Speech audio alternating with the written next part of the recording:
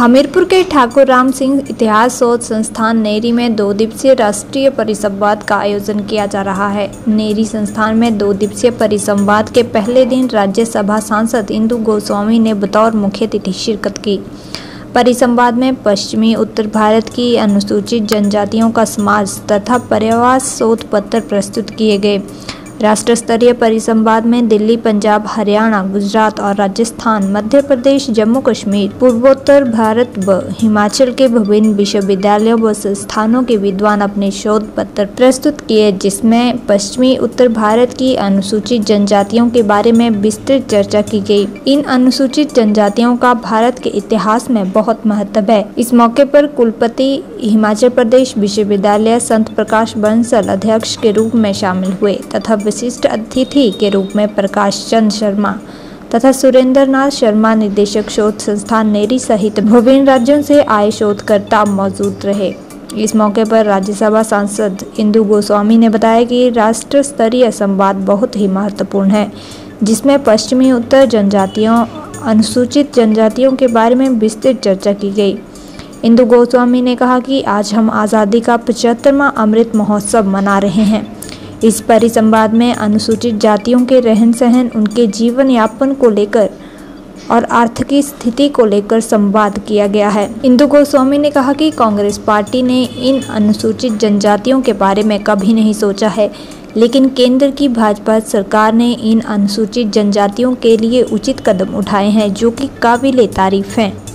इस मौके पर इंदु गोस्वामी ने कहा कि पूर्व प्रधानमंत्री स्वर्गीय अटल बिहारी वाजपेयी ने अनुसूचित जनजातियों के बारे में सोचा। अटल बिहारी वाजपेयी द्वारा अनुसूचित जनजातियों के लिए एक अलग मंत्रालय बनाया गया और आज सरकार की अनेकों योजनाएं अनुसूचित जनजातियों के लोगों के लिए मुहैया करवाई जा रही हैं। इंदु गोस्वामी ने कहा कि जब से नरेंद्र मोदी प्रधानमंत्री बने हैं, अनुसूचित जनजातियों के लिए प्रधानमंत्री ने एक नए युग की शुरुआत की है। वहीं भाजपा प्रदेशाध्यक्ष के सवाल पर इंदु गोस्वामी ने कहा कि भारतीय जनता पार्टी में शीर्ष नेतृत्व ही पार्टी में पद तय करता है। उन्होंने कहा कि हिमाचल प्रदेश में अभी भारतीय जनता पार्टी में उनसे काफ़ी सीनियर लोग हैं जो इस पद के लिए काबिल हैं, लेकिन भारतीय जनता पार्टी में शीर्ष नेतृत्व ही पद और गरिमा को तय करता है। पहले तो मैं मेरी शोध संस्थान जो है, इसमें मुझे बुलाने के लिए यहाँ की पूरी जो टीम है उसको मैं बधाई देना चाहूँगी और उनका धन्यवाद भी करना चाहूँगी, क्योंकि ये जो आज का आयोजन हो रहा है, जो परिसंवाद हो रहा है, राष्ट्रीय परिसंवाद, ये बहुत ही महत्वपूर्ण विषय को लेकर हो रहा है। आप सबको मालूम है कि आज के परिसंवाद में विषय जो है पश्चोत्तम अनुसूचित जनजातियाँ, उनका रहन सहन, उनका जीवन, उनके जीवन के जो महत्वपूर्ण बिंदु हैं, उनको लेकर यहाँ विस्तृत चिंतन हो रहा है। और आपको पता है कि आज़ादी का हम लोग इस बार 75वीं वर्षगांठ मना के 76वीं वर्षगांठ मना चुके हैं। अमृत महोत्सव हम मनाने जा रहे हैं। लेकिन जब हम लोग अनुसूचित जनजातियों से संबंधित हम विश्लेषण करते हैं, चिंतन करते हैं, चाहे इनके रहन सहन को लेकर, इनके जीवन यापन को लेकर, इनकी आर्थिक स्थिति को लेकर, तो हैरानी होती है कि आज़ादी के अमृत महोत्सव को हम मना रहे हैं, 75वीं वर्षगांठ हम मना चुके हैं, लेकिन आज भी ये अनुसूचित जनजातियाँ जिस अवस्था में रहती हैं, और सबसे बड़ी बात यह है कि हैरानी होती है कि जिन्होंने दशकों तक इस देश पर और इवन प्रदेश में शासन किया, उन्होंने कभी अनुसूचित जनजातियों की तरफ ध्यान देने की कोशिश ही नहीं की। इन अनुसूचित जनजातियों को उन्होंने सिर्फ वोट बैंक की राजनीति तक सीमित रखा। और आप अगर इन जनजातियों का विश्लेषण करेंगे, अनुसूचित जनजातियों का, तो आप हैरान होंगे कि भारत का एक बहुत बड़ा भूभाग, जब हम परिसंवाद कर रहे हैं तो आप भी सुन रहे होंगे, ध्यान में आ रहा है कि भारत का एक बहुत बड़ा भूभाग, जिसको हम वन क्षेत्र कहते हैं, हम लोग पहाड़ी क्षेत्र कहते हैं, हम लोग जिसको घाटी के रूप में जानते हैं, बहुत बड़ा भाग जो है उसकी सुरक्षा करना, उसका संवर्धन करना, उसकी देखरेख करना ये लोग करते हैं। और भारत का वो बड़ा भूभाग जो होता है उसमें हमारी जल, हमारी वन संपदा, हमारी खनिज पदार्थ, खनिज संपदा जो है वो उस भूभाग में हमारे होती है। इसका मतलब भारत के आर्थिक सशक्तिकरण से जुड़ा हुआ भारत का बहुत बड़ा भूमि का भाग जो है उसका संरक्षण, उसका संवर्धन अनुसूचित जनजातियाँ करती हैं। दूसरा, आपने देखा होगा कि हमारी पौराणिक कथाएं आप पढ़ते हैं, किंवदंतियाँ पढ़ते हैं, तो आप पाते हैं कि भारत के जो हमारे रीति रिवाज थे, हमारे बोलियाँ, विभिन्न बोलियाँ थी, हमारा पहरावा था, हमारा गीत था, हमारा संगीत था, हमारी कला थी, चाहे हस्तशिल्प हो, चाहे दूसरी कलाएं हो, उनको भी अगर जीवंत रूप में अगर देखना चाहेंगे तो आप इन अनुसूचित जातियों के बीच में जाएंगे तो उनके जीवन में आप पाएंगे कि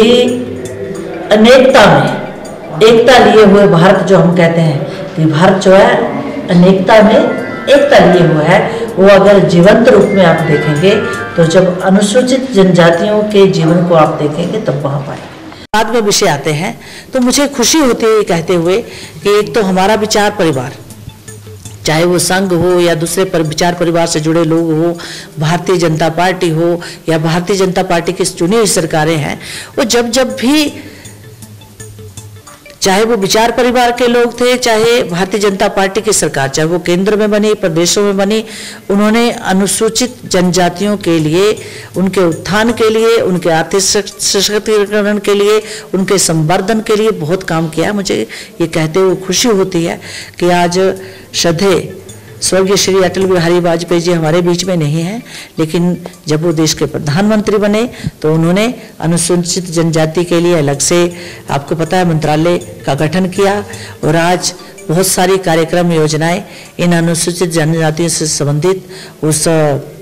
कार्यालय द्वारा जो है वो पूरी हो रही हैं। उनके लिए बजट, अलग बजट का प्रावधान है। और जब से श्री नरेंद्र मोदी जी के नेतृत्व में भारतीय जनता की पार्टी की सरकार केंद्र में बनी है, तब से तो अनुसूचित जनजातियों के लिए मैं इतना ही कहूँगी कि उनके लिए एक नए युग की शुरुआत हुई है। बहुत सारे कार्यक्रम, योजनाएं अनुसूचित जनजातियों के उत्थान के लिए बनाए गए हैं और सबसे बड़ी खुशी मुझे ये कहते हुए होती है क्योंकि आप उसको साक्षात रूप में अगर देखेंगे तो मुझे ये कहते हुए खुशी होती है कि आज जब हम आज़ादी का अमृत महोत्सव मना रहे हैं तो एक आदिवासी महिला जो एक बहुत ही गरीब और पिछड़े परिवार से आई हुई हैं, आज देश के सबसे ऊंचे संवैधानिक पद पर सुशोभित होकर इस अमृत काल में देश का मान सम्मान बढ़ा रही है, हर भारतीय का मान सम्मान बढ़ा रही है, हर अनुसूचित जाति के और आदिवासी व्यक्ति का मान सम्मान बढ़ा रही है। देखिए, मैं संगठन की आदमी हूँ और हमारे चाहे प्रदेश का नेतृत्व हो, राष्ट्रीय स्तर का नेतृत्व हो, उसका निर्णय जो है हमारा जो है प्रदेश और केंद्र का नेतृत्व तय करता है। उनके ध्यान में हर विषय होगा और जो व्यक्ति संगठन के लिए उचित होगा उसको वो करेंगे जो लगेगा। बहुत सारे व्यक्तित्व ऐसे हैं, मैं तो अभी बहुत छोटी हूँ बहुत सारे लोगों से, और राजनीति में मुझसे परिपक्व और बहुत सारे लोग हैं, बहुत सारे लोग हैं। पार्टी जिसको भी तय करेगी मुझे लगता है वो अच्छा ही व्यक्तित्व होगा।